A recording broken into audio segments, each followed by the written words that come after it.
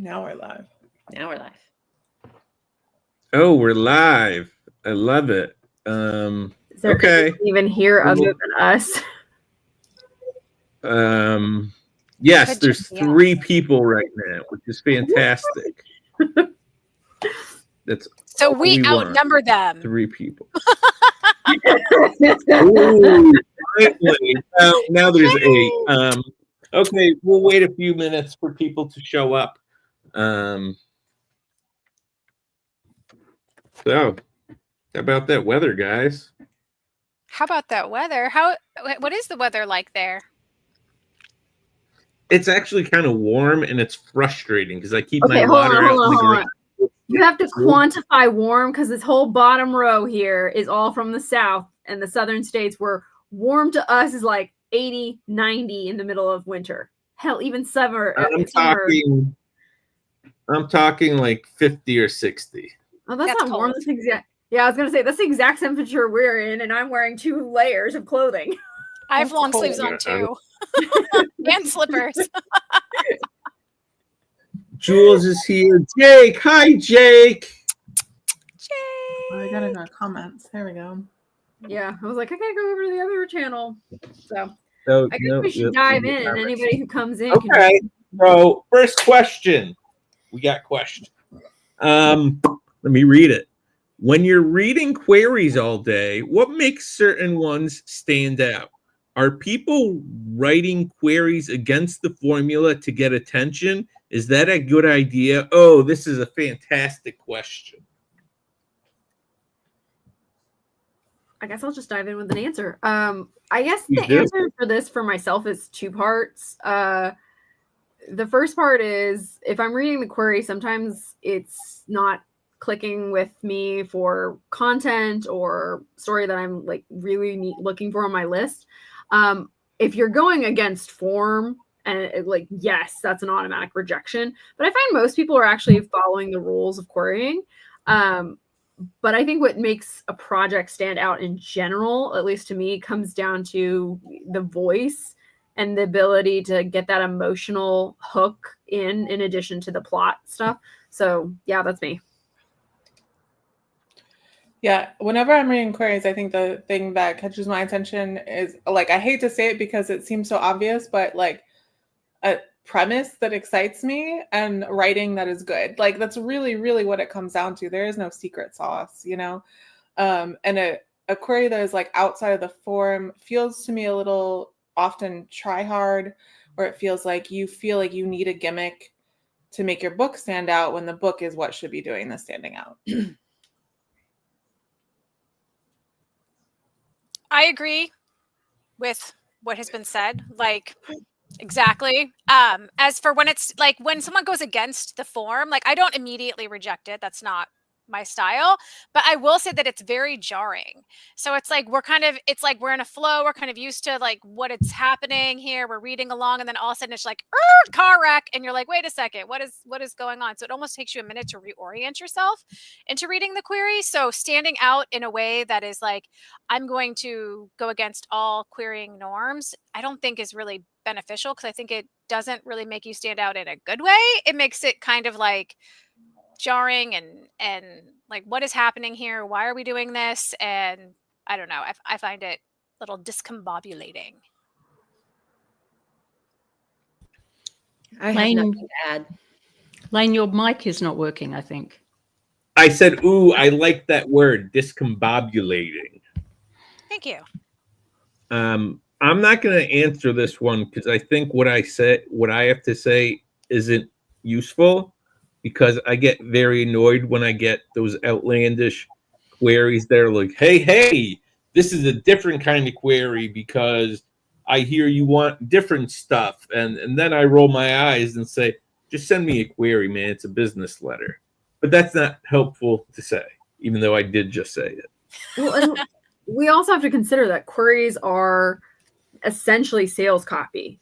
It's the thing that you as the reader would read on the back of the book to tell you if you want to read the book. So writing it in the first person of in the POV of your character and being first person, that doesn't really help. Except that some books are doing that now. So you know, exceptions to every rule. Yeah. Or like giving me a list of vibes that are in bullet points, that also doesn't help, because if I told you lettuce, cheese, hamburger meat, you know, condiment, I could be talking about a burger or a taco. Very different meals. And Chelsea Moyer is suggesting, Natasha, you tell us about your emotional third rail.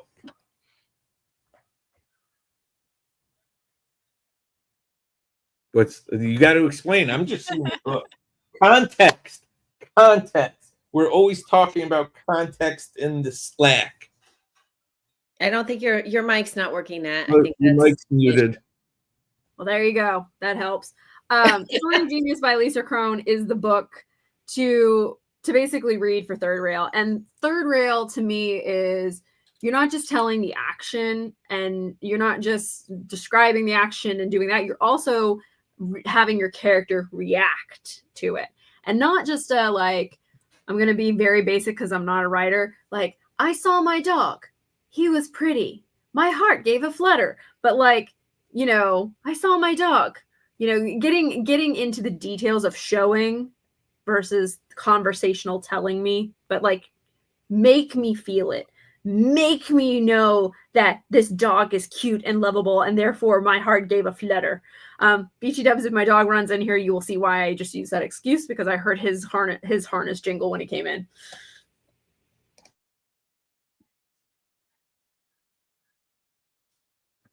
Okay, next question. What part of the story should go in my query letter, and what should I include in the synopsis? Ooh. One answer is very easy. The first answer, or the answer to the first question, is a mind game that I am not going to touch first. Why?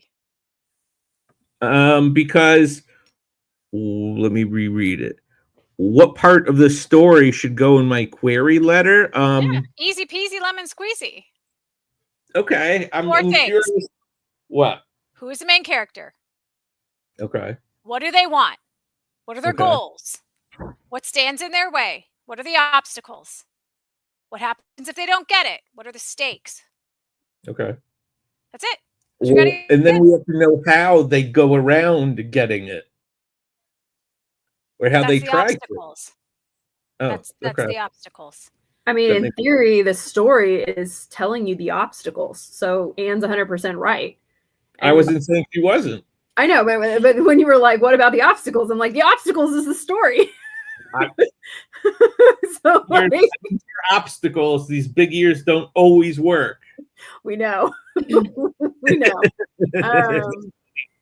But I would also say, like, if your book requires a lot of backstory setup before you can actually begin to tell me about your book, that's not also like I don't need to know the first 2 paragraphs of your query should not be the backstory before we get into the story. It should be when the story starts. So the difference then between a query and the synopsis is the synopsis builds out those obstacles in more detail. And then the synopsis should also tell the ending. Like it should, yes. There should be spoilers. You should have the whole thing. And in a query, not necessarily. So yeah, we usually in a query, if you look at if you study story structure at all, generally in a query is going to end around the midpoint, and that's about as far as it goes. There are always exceptions, of course, especially if there's like a different structure going on, but midpoint is usually a good place. Mm-hmm.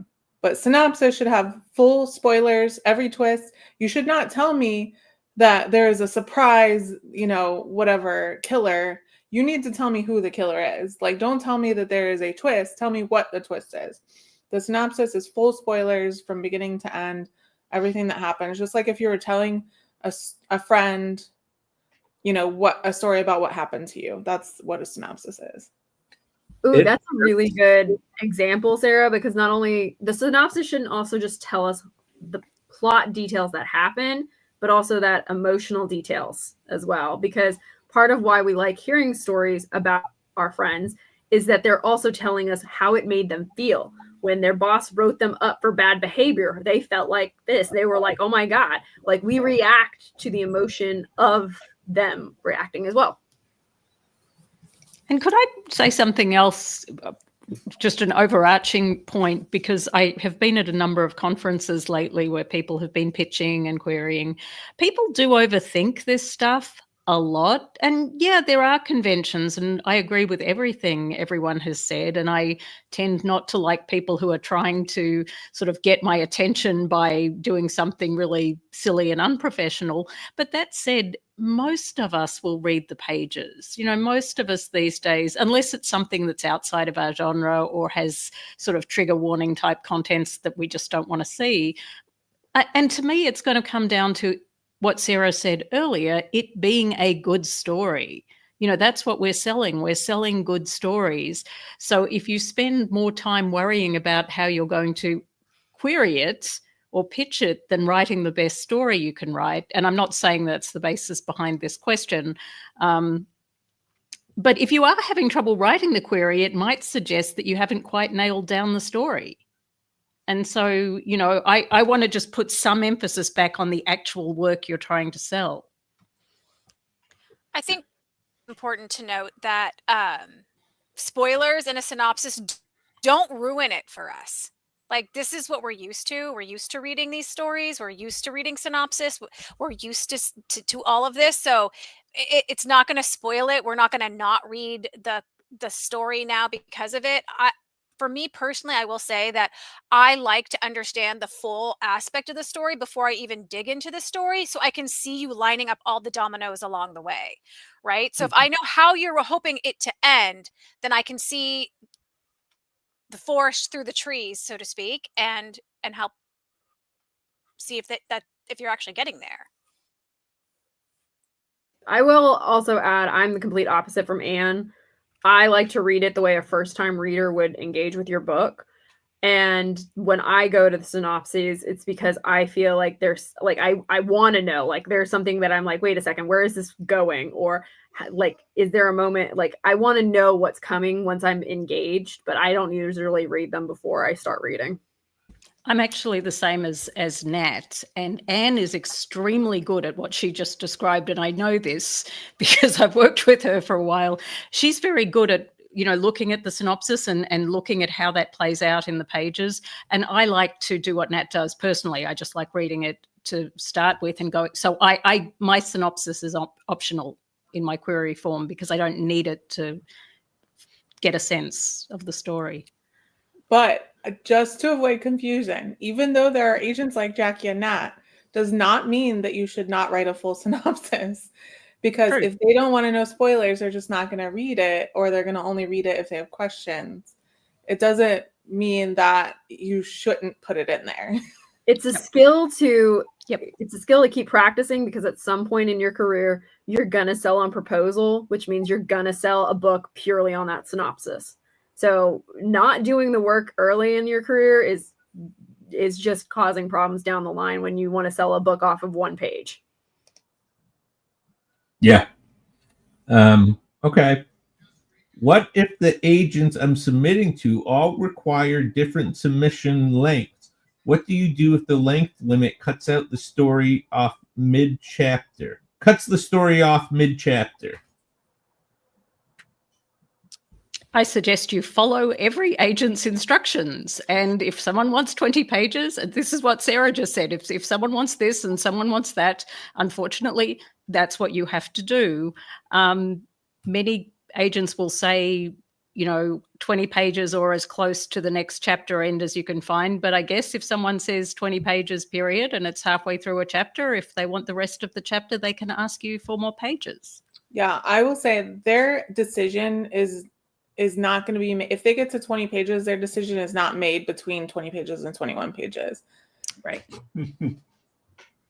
And I will add, part of the reason why agents ask for different things is because we're all different readers. Our brains all think differently. Like, I love Anne. Anne gets her queries as like an attachment, and that I hate it so much. Yeah, I was like, it would drive me nuts to have all those attachments. But Anne, I love her. She can do it. I am not that brain. I am not that brain. It's her preference too. Yeah. I hate it. I love the Even attachment. I Anne open it up Forward's as I'm a like, Word document. I can oh. see it, how it's formatted correctly. Like it I love it. It just makes my brain happy.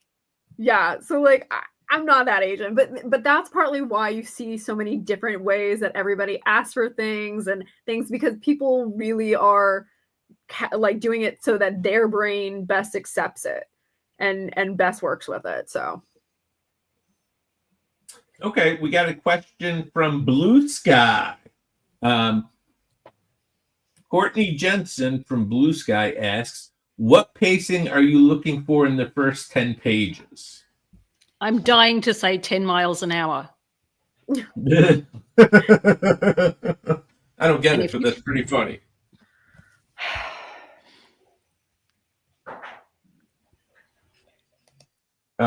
Kelly, do you have thoughts? I know you have thoughts. I do have thoughts. I'm trying to formulate them in my mind. What kind of pacing in the first 10 pages? I think more for me, more than pacing, because it depends on the genre of the book and the tone. And we've talked about this before, is you want in those 10 pages to have evidence of character agency. So it's not necessarily about pacing. You can open with a very, if it's a literary quiet piece, you don't have to have a huge car chase scene, whatever. It can be beautiful and literary as long as you still have evidence of character agency. So I think it's more about agency than pacing in those first 10 pages. That said, at the end of 10 pages, I want to read more. But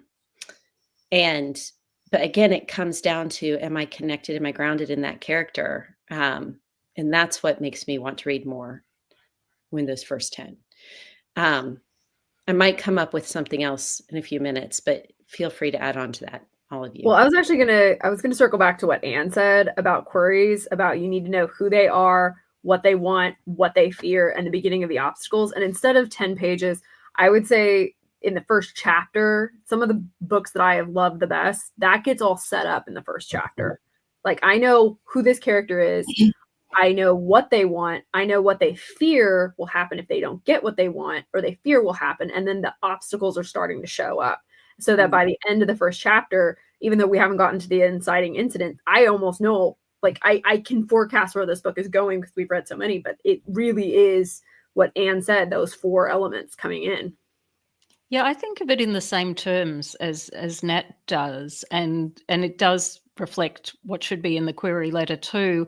And I think when people ask the pacing question, for me, when pacing lags, it's when I'm not getting that. I'm not getting the narrative engine of the story. And it's usually because someone has started the story in the wrong place. Yeah. So usually it feels laggy. So when you get the agent saying, I'm sorry, that, this felt a bit slow to me, that kind of response from an agent, look at where your story is starting and if you're actually starting in the right place, because it may be that you're feeling that the reader needs to know XYZ before they can get into the story, and you can trust your reader a bit more to just let them into the story and not feel they need everything spelled out for them on page 1. Right. I think pacing is directly tied to tension. And tension, if there's no tension, it's usually because the stakes are not clear. And those first 10 pages, you're introducing the reader to the character, and you're trying to present an understanding of what those stakes are by giving the reader an understanding of what the character wants. Yeah. I'm going to put up Jake's question because Jake's question is the question I would like to receive. What is one question that you always hope somebody will ask so you have an answer right away? mostly because you're very opinionated on the subject. What is the most superior pickle in the world? Dill. Not publishing related, but I already have all the answers prepared for it. It is true. Jake didn't say publishing related question. No, that is true. But Jake's question is the question I would want. What about you, Sarah?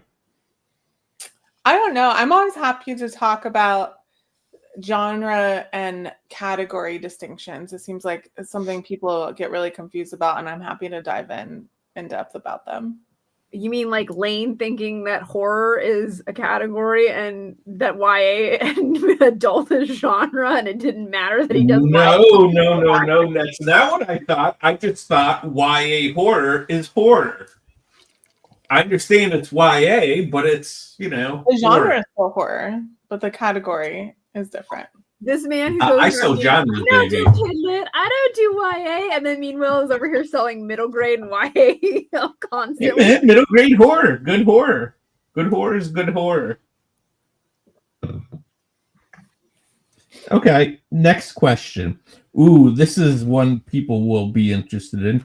How common is feedback and query rejections? I will say impossible. I rarely ever give feedback on rejections. On the query, I don't give feedback on the query. I may say, your book, you count your book to Harry Potter. I hate Harry Potter. I'm out. I don't necessarily consider that feedback. I have a pyramid, kind of. Like, most people won't get feedback from me. The longer I hold a query, sometimes I will give feedback. Like, this one was really interesting, but ultimately I felt like I was missing the emotional hook. Or I'll write, this one reads more like a middle grade. Have you considered that your authorial voice lends itself more to middle grade space? But it's not common. I think it really comes down to workload sometimes. So I think to jump off of Natasha's point, it also comes down to the fact that there are unfortunately some bad actors out there who don't respond to feedback very well and make it known to the agent and will even threaten the agent for their feedback. And so it just puts us in a really bad situation. And so therefore it's a risk every single time we send feedback to someone if they're going to react or not. And so do we really want to take that risk? And the other thing, just slightly different to that, is that if a query just really isn't for you as an agent, there's not a lot of feedback you're giving because it's really subjective to, like, much of the time we're just saying, wow, this is nice, it's just I don't really know, it's not for me. So any feedback we give runs the risk that then Anne mentions, which is, we're critiquing something that we didn't get invested in purely subjectively.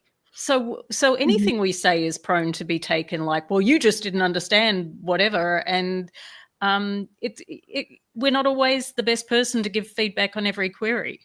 Yeah, to jump off of that, not only do you run that risk, but you could also run the risk of sending somebody off in the wrong direction if they are like, oh, this like I'm gonna say it, I'm not a big John.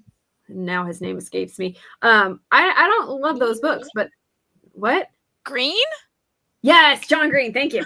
All I heard in my head was John. We love John Green. I'm not a big John Green fan, but we love John Green. I know, but if I was to give feedback on those books, like, would I have sent him off on the wrong direction, and then it ends up that he's not getting there because I was not the right person for those? Meanwhile, I work with people who adore John Green and stuff. So, like, yes, Chelsea, this is when I have my one I'm a hipster moment and I don't read John Green. It's like I never connected with his work. So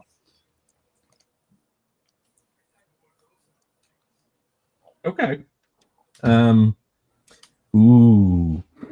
Here's a fiery one. Is YA what? So this is gonna get us all on the soapbox. Yep. Is YA all now adult net? Wait, hold on. Is YA all new adult now, or are there still truly YA books? Natasha, I don't want you to hog the soapbox, but I have had this conversation with you 18,000 times, so let me hear it. And Kelly vanished. I was going to say Kelly vanished because Kelly's leaving.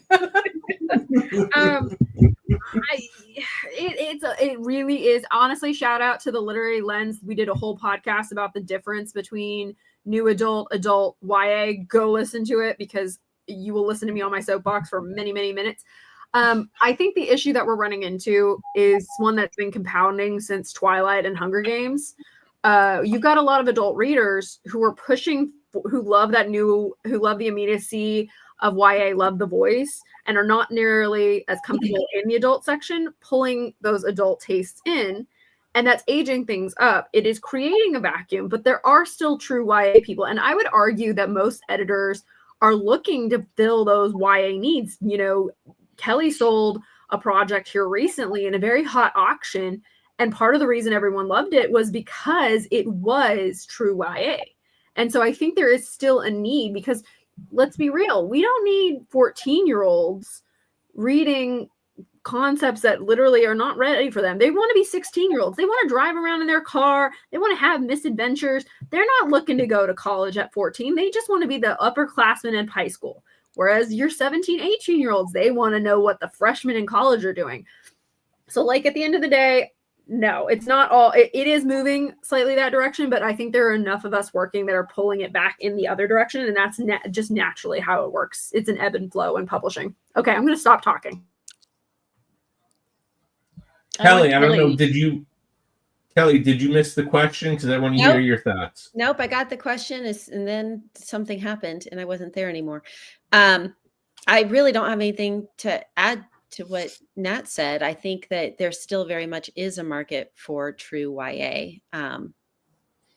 and I think we'll be seeing that. I think maybe people are not quite sure how to market it anymore, which is why this strange upper middle grade, like you're seeing books marketed as middle grade that have 15-year-old protagonists now and you know, are rom-coms, that kind of thing. But I think that there really is still a desire for true YA. I was going to ask about upper middle grade, because what about the year between high school? 8th grade is done. You're in the summer. What's that? Is that middle grade or is that YA?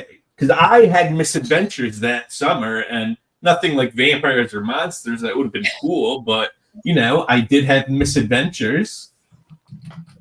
Well, I mean, I come and always think about it. I was telling an editor here recently, The Princess Diaries would not publish in today's marketplace. It just wouldn't go in as YA. It would go in as upper middle grade. And she's 14 in that book. I think the issue you're also running into is as we push true YA into upper middle grade, we're creating the same problem in middle grade, because the 8-year-old doesn't want to be 14. They want to know what the 13-year-old's doing and stuff. So we're creating that same issue, which is why you're also hearing calls for smaller word counts in middle grade. People are looking to get back to that younger set and stuff. So, Jake, what publishing hill will you die on? Jacqui has an answer. No, because he was already saying about there's no such thing as YA horror and middle grade. I mean, that's the hill. We never hear the end of that one. No, there is YA horror, but it's horror. It's horror. It's horror. It's horror. See? That's right, but your reader is different, Lane. Adults read YA horror. Clown in a Cornfield. Boom. Gonna be a movie. Bram Stoker Award nominee. I'm not saying that they don't, but they are not both marketed to the same audience. And I would argue YA horror is not marketed to adult horror audiences. No, they're marketed toward young adults. For anyone watching, we have been having this conversation for at least 3 years. At least 4. I've been here 4 years, and this has been going on for 4 years, ever since the moment Lane introduced the idea of a horror picture book, and I was like, these are what that would look like. And then he was like, I don't sell kidlit, I sell horror, and it's been going on for at least 4 years. I have spoken to a number of editors have been like, oh yeah, there's horror picture book. Oh, I would love a horror picture book. And it's odd because we've sold horror picture books about bats and vampires and Mothmen, and I literally sent them to Henry Cavill. And so you're answering your own question, Lane. Like you've yes, just I know that there are picture different books. audiences for different books. I'm not saying there isn't, but horror is horror. It's not. They go to different audiences. I agree with you. YA horror could go to YA. YA or middle grade horror could go to middle grade, but it's still horror. I mean, horror isn't for just adults. I think that's a you thing you're thinking. But I just want to let everyone know the board book in question that Lane is talking about, the horror board book. You can look it up. It's Krampus Baby, Vampire Baby, Nessie Baby. Like those are not actually that horrific in terms of like content. And they're so cute horror. That's where we're all also pointing out is like, yes, they're horror in their category, but like you're not like no. Anywho, this is Lane's hill. Yeah. Does anyone else have a hill? Because I snagged the whole question. I mean, you're wrong, but it's okay if you want to die on that hill. It's fine. that it wasn't, what question are you rightly going to die on the hill? It said, what hill will you die on? And that's fine. We just all know that you're wrongly going to die on it. It's just whether the question is said or not. It's okay. Hey, man, I'm willing to go in vain if it's in defense of whatever I believe in.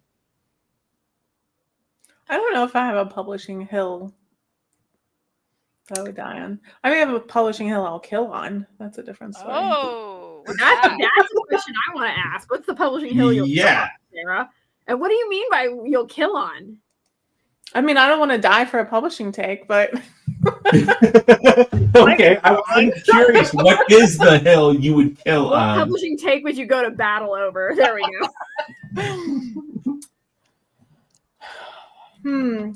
I mean, I did fight a man on a panel who was saying that if you have to read from your paper to make a pitch, that you shouldn't be doing pitches. And so I did win that battle. I like to think. Did you charge and attack him? I did. And then afterwards, the person who put the panel together was like, oh, I put you next to him so you could counteract his BS. So there's that. So the question is, why did they ask him to be on this panel to begin with? If they knew that's a whole other story that I can't give away without naming that's the fair. person. That's fair. But you have to ask why. Like, why did we even bother? I don't know. Anyone else want to answer this? It seems a sensitive subject. I don't have a hill. I mean, there are things that very much annoy me in publishing, but it's not an opinion that I have that I would die for. It's things that other people do that make me upset, but that's not the same thing. I mean, I feel like my hill we already kind of touched on, and it's I think YA should be broken up into 2 segments, teen and YA. And so like, I feel like that's a hill we've already touched on. One of them has something about celebrity books, but I can't remember who it is. I don't know. Is there still a place for portal fiction, fantasy fiction in publishing? Is it marketable? I'm going to die in the hill that portal fantasy is not a genre. I can't stand that term. It's a fantasy where you go through a wardrobe to Narnia. I get it that you go through a portal and it's a secondary world, but calling it portal fantasy, and this has nothing to do with this person or anyone. It's just, I don't know. It's like irksome to me that portal fantasy is a genre. Well, I think you're touching on why it's fallen out of fashion is because why is it a portal fantasy instead of just a fantasy set in that world? And it has to have a reason. If it doesn't have a reason, then that's why a lot of portal fantasy falls flat. Actually, one of the best portal fantasies I read here recently, and it's now, I want to say it's at least now 6-7 years old, so it's out of vogue, but like The Light Between Worlds, and it's the concept of what if the kids from Narnia came back, which they did, but then like what trauma were they unpacking? And I think that was, because it was reversed, it was fascinating. So I think if you're doing it, thinking about like the fact that there are so many and it's been done, how do you make it fresh and different? I think that's the way you make it marketable. And I think Jules is right. I think I was thinking of Jules when I was thinking of this celebrity book person. That's funny. What is it about the horror genre that appeals to you? I assume that's directed at me, but other people here, other people rep horror. I think horror is cathartic because we see, hey, that monster ripping the dude apart isn't real, so we can be scared and watch it. But I think if something is real, it's much, I can't handle it. Like if a dog dying, I'm just like, no, I'm out. Or there's a movie, I think it was called Lake Mungo, that would like this family, their daughter goes missing, and it's set up like a real true crime story, and it was just too real. And it took me like 20 years to finally finish watching the movie. But yeah, I think it's cathartic. Like when COVID first hit, that movie Contagion shot right up to like the number one movie watch, and it was about basically COVID. Anyone else want to answer? Jacqui represents horror. I do, but for me, I have a lot of trouble saying what genres I like, because for me it always comes back to it being just a really engaging story. So, if a horror is character driven and I don't like horror movies where it's just jump scare, that to me isn't interesting. But if there's a character that I'm invested in, but that goes for every story. So I didn't really realize I repped horror until Lane asked me. And then I'm like, oh, actually, I do have 3 or 4 horror manuscripts that I've sold, but I don't think of them that way because I'm tuning into the characters. So, I do like horror that has elements of mystery and suspense, but all horror has elements of mystery and suspense. So I find it really hard to say, I really like this genre. I know some people like horror because of just the thrill ride, just the adrenaline. That's definitely not me, because I just want a story with a character going through something. Yeah, I would say I don't have a lot of horror on my list, but the horror I do tend to respond to, it reveals a darker truth that we don't always want to accept. My absolute favorite one is The Gracier. And what I love about that book is it explores the idea of how other women perpetuate violence against other women. And I think that's a dark truth that sometimes we don't. Yeah, that book, it's amazing. I think it explores this idea that I think a lot of we don't like. It's an uncomfortable truth. And it's the same reason why some people enjoy reading the dark fairy tales, the original Grimm ones. It's not just the happily ever after, it's the dark truth that sometimes your parents can't be trusted. And sometimes, other women, there's violence against women. It's the darker truths of humanity. And I think that is what, to me at least, appeals, which is why, unlike Lane, I still like my stuff really high concept too, but unlike Lane, some of mine isn't just animal tears into it. It's that psychological of there's somebody in the house, and it's that really real fear of intruder, weakness. Anyways, that's me. And Kelly has thoughts on horror because I know she likes horror. I don't rep any, though, on my list. But I'd be intrigued to do so, but I like to read it. What? How did I not know this? Did I know this? I don't know this. I know this. That's why I want Kelly to tell us what she likes about horror. I want to know all about what Kelly likes in horror. I mean, I think it's the same thing that Lane points out. it's just you read it to feel invincible, I think, but entertained. But then also you put it away and you know that, oh, that's not going to happen. It's not real. And yeah. There's also the sense of what would you do, and that's what I like about some horror. Like when you're in the haunted house, or you're in there's the scary intruder. It's like, what would you do if you're in that situation? Would you do what the character does? So it's kind of similar to what Nat said about sort of revealing stuff about ourselves. Like, would I get the hatchet and knock their head off? Or I probably wouldn't. I'd probably just hide. It sounds like you really want to. Well, I don't know. Yeah. I will say it really annoys me though when the characters do something that's really stupid and you know they shouldn't. Like the characters have got to be like the horror that I enjoy. The characters have to be like, I don't know, just smart. Yes. Otherwise, a lot of times I just won't even finish the book. Yes, I want to shout out the new Alex Cross series on Amazon Prime for doing this so well. Whenever spoiler, turn off the sound now if you don't want to hear. I'll shake my hands when we're done. Basically, the girl is getting attacked by a serial killer, and before she even goes into the apartment to meet him, she texts her mom, "Hey, if I'm not out in an hour, send help." And I was like, that is also what makes horror sometimes so well done, is when you think about the ways that people do act and the way they do inoculate. Like she refused to take the drink from the serial killer because she's like, it might be drugged. And then he's like, haha, I put it in the hand sanitizer. So like, that's the kind of stuff that like in horror, you're like, oh crap, now I gotta not hand sanitizer from people. Anyways, done with spoilers. So Jake then had a follow-up.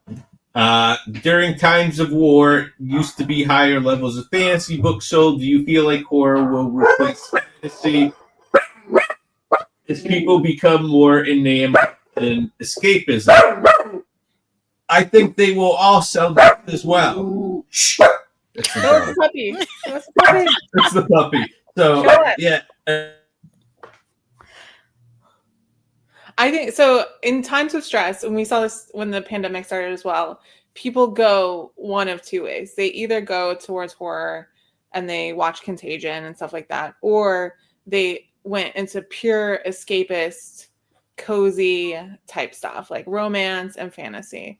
And so you'll see an uptick of those. What you won't see is like just like a lot of straight contemporary. Mm-hmm. And we're seeing that in sales. What I also think is interesting, and this comes out of World War II, depending also on like the level of war, the simplicity that happens to literature is also a reflection. You saw like German Reconstruction poetry is the most simple, bare bones you can do. And it really reflected we don't have time to sit with our feelings and do this. And so I think that also could be something that we see in like super dark times. Like if people just don't have the bandwidth to write it, I think we might see shorter books happening, things like that. Yeah. Well, in times of stress, you do see cognitive function decline. So makes sense. Okay. Hey, Link, just a quick question. Will this be able to be watched when it's done for rewatching for anyone who joins after the fact?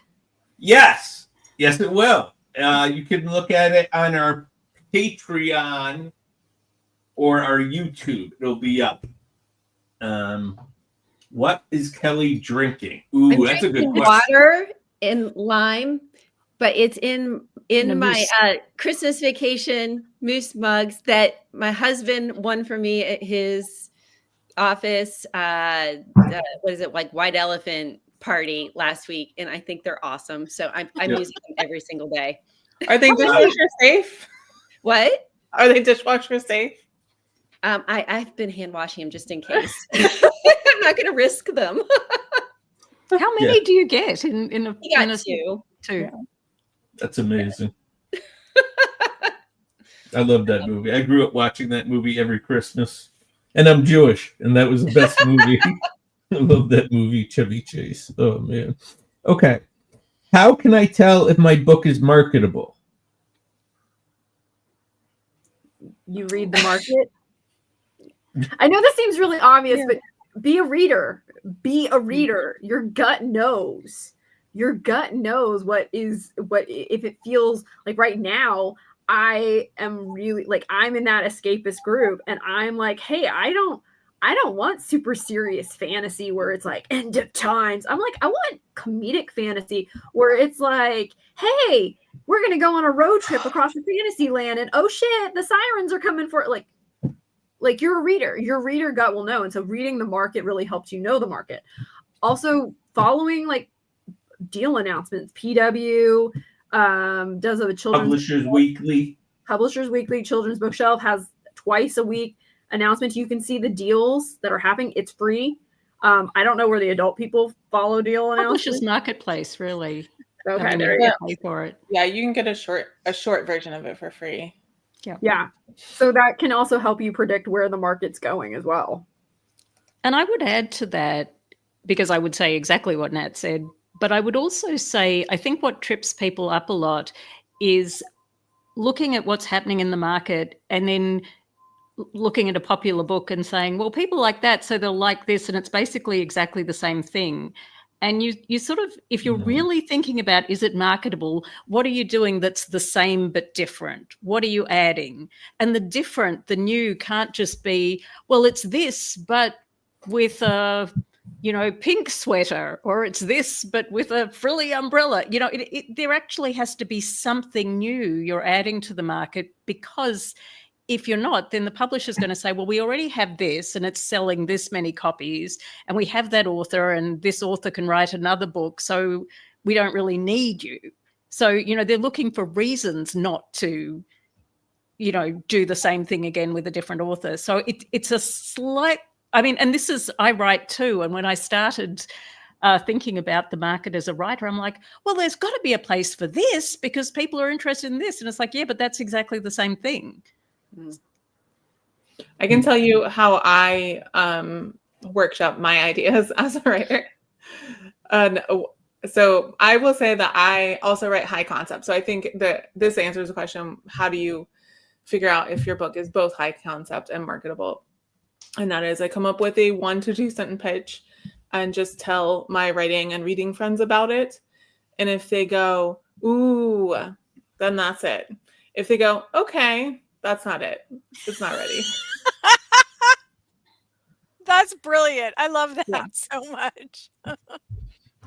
So get Sarah's reading group, and there you have it.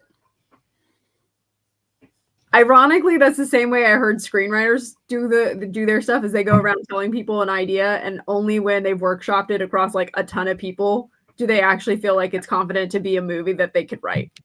So it does have merit.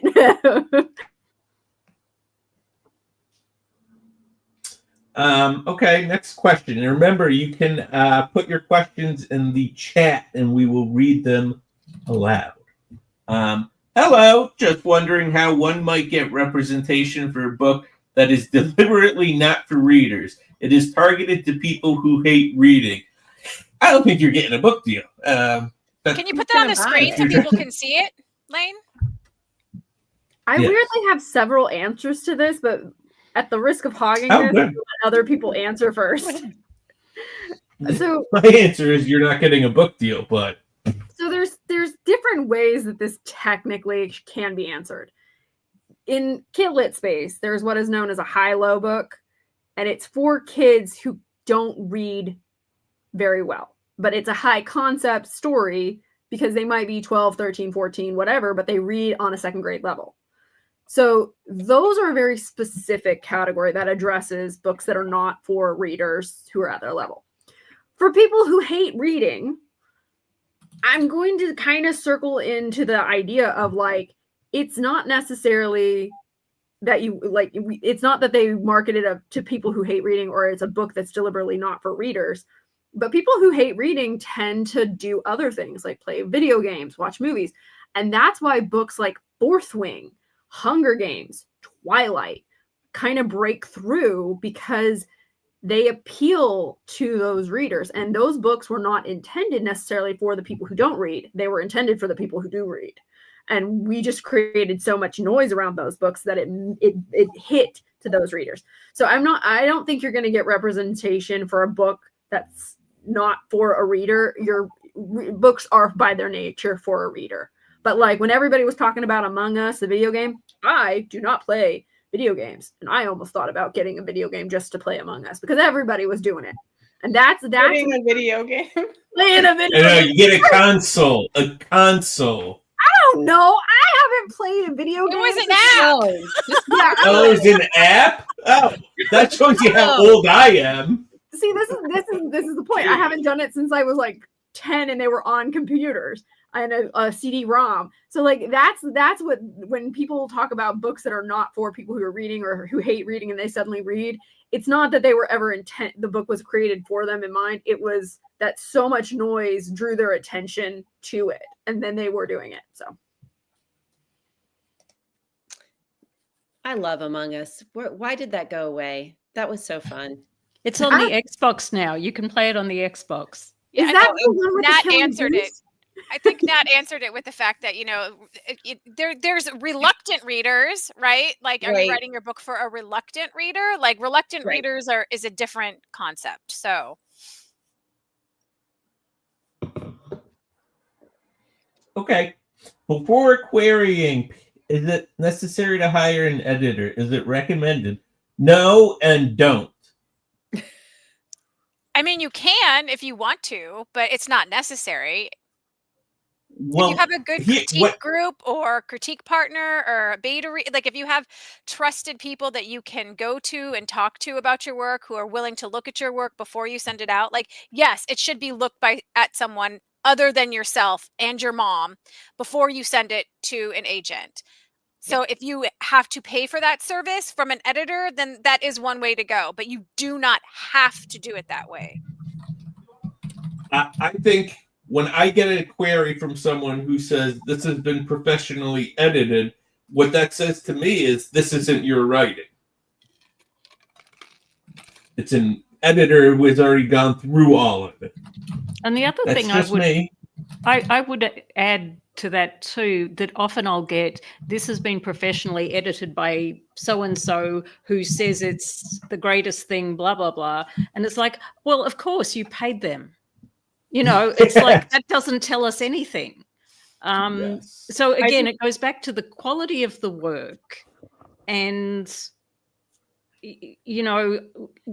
hiring an editor isn't impressive. It's not going to impress an agent, but as Anne said, if that's the way you have to get another set of eyes, I've done it. There are good editors out there and they're worth the money that you pay them.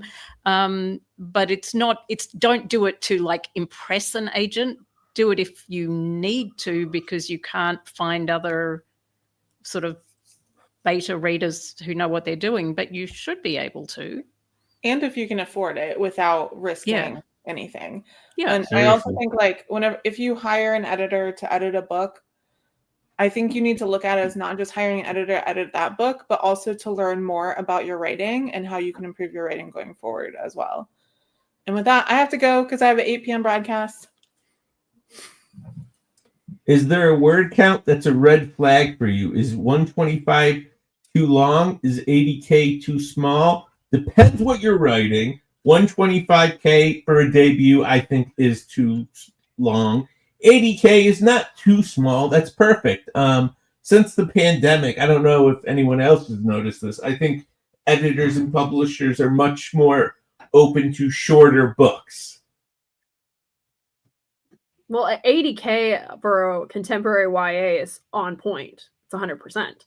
125K for a YA fantasy, it used to be where we would say no, but I was doing a word count post the other day for our Substack, and all of the books I was using as an example were like 115,000, and I was like, wait a second, this doesn't support my point. So I think the question is, did they sell at that point? Right? Yes, they did.